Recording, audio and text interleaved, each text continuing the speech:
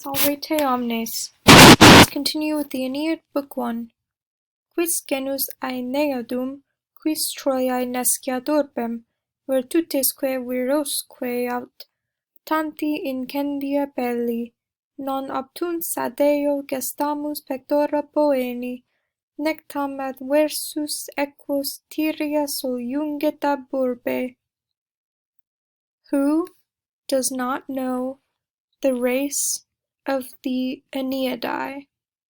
Who does not know the city of Troy, and both the strengths and the heroes, or the fires of the great war?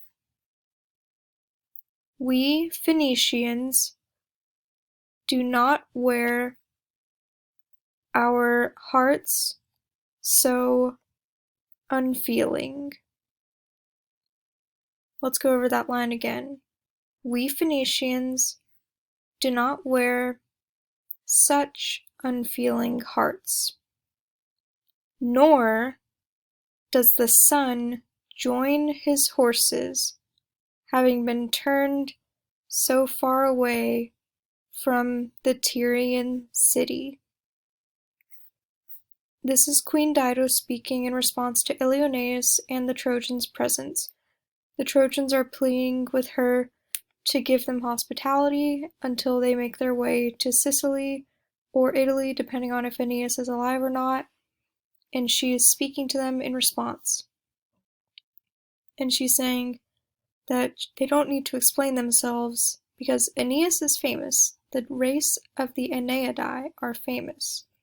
The city of Troy is famous, and all the brave men there are famous. This is technically the brave deeds or the braveries, the strengths, the courage, and the heroes, the men, the heroes, or the fires of such a great war. She's saying everything that happened at Troy is so famous. And note here, Aeneadae, well here this is short for Aeneadarum, and this word just means the followers of Aeneas. So it's syncopated, Aeneadarum, genitive plural. Now, I think that's pretty much all of the unusual grammar to point out, except I also want to point out that she calls them poeni. That's a far cry from Carthaginian, right? That's not what you would expect for her to call her people, but that's because they're actually Phoenician colonists, so they're from Phoenicia, but they've immigrated to Carthage, so they are Phoenicians.